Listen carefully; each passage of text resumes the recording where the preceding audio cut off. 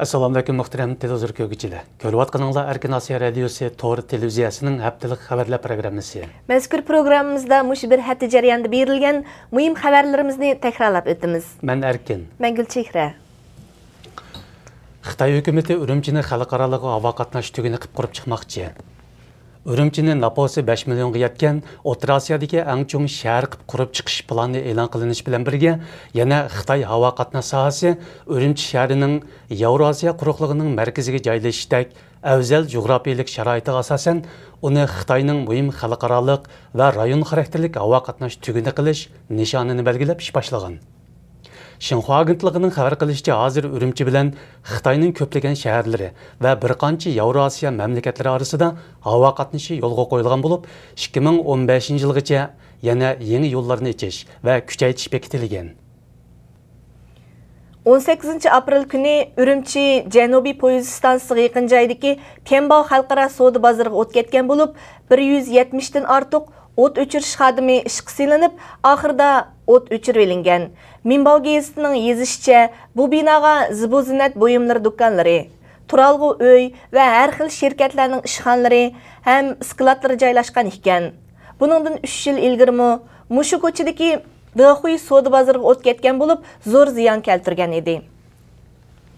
Muxbirimizning egallashicha 19 aprel kuni Qashqar shahrida 27 yoshlardagi bir Uyg'ur yosh 6 nafar Xitoyni pichoq tiqib yaralandirib, soqchilar qurshab olgan chog'da o'zini o'ldirib olish voqeasi yuz berdi. Bu haqda oldi bilan Xinhua axborot agentligi uchur tarqatgan, lekin Xitoy axborot vositalari pichoq bilan hujum qilish voqeasini sodir qilguvchi va yaralanguvchining millat tarkibi ham voqeaning sabablari haqida tafsiliy uchur bermagan. Bu voqeaning sabablari haqida xalqaro axborot agentliklarining xabarlarida, shundaqla Uyg'ur faoliyatchilarining bu vaqtdagi inkoslarida rayondagi milliy ziddiyatlar masalasi qayd qilingan. Xitoy axborot vositalarining xabar qilishicha, Uyg'ur Avtonom rayon partkom sekretari Zhang Chunshen 21 aprel kuni Urumchida o'tkazilgan bir maxsus yig'inda Xitoy o'lkalaridagi Uyg'ur elidan ketgan sargardon bolalarni qaytarib kelishni chaqiriq qilgan. Buning uchun 50 million yuan mablag' selib, yangidan bir sargardon bolalarni o'rinlashtirish va tarbiyalash markazi qurishni qaror qilgan. Ma'lum bo'lishicha, hozir Uyg'ur elida har yili 3000 dan ortiq sargardon bola yig'ib ekan.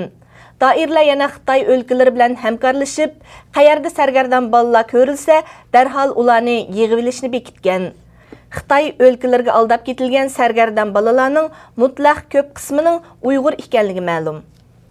2011 yil 2 maydan 8 maygacha Amerika poytaxti Washingtonda chaqiriladigan Sharq Turkiston Uyg'ur Oliy Kengashi yig'inining tayyorlik komiteti o'zining xizmatlarini xulosalab, yig'in kun tartibi va programmasini e'lon qildi.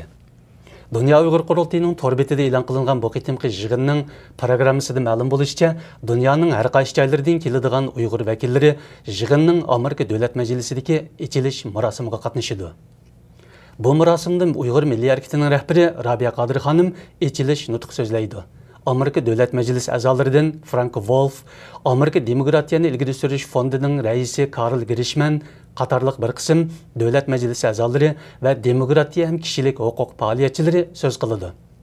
Bir hafta davomlashadigan mazkur yig'in jarayonida Uyg'urlarning siyosiy vaziyati va taqdiriga munosabatlik turli masalalarning keng doiralik muzokara qilinganligi bildirilmoqda. Amerika ovozining xabar qilishicha, Shimoliy Atlantik okean ahdi tashkilotiga a'zo davlatlardan Italiya, Fransiya va Angliya o'zlarining Liviyadagi qo'zg'olonchilarga harbiy maslahatchilarni avatib yordam beradiganligini bildirgan. Buning ichida Italiya 10 nafar maslahatchi avatadiganligini e'lon qilgan. Amerika Qo'shma Shtatlari bo'lsa, o'qitish kuchlarga 25 million dollar qiymatidagi harbiy yordam beradiganligini bildirgan.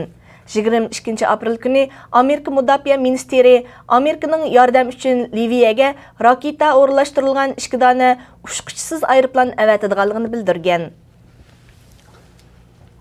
Muhtaram televizor ko'rguvchilar, yuqorida Erkin Osiyo radiosi To'g'ri televiziyasining haftalik xabarlar programmasini ko'rdinglar.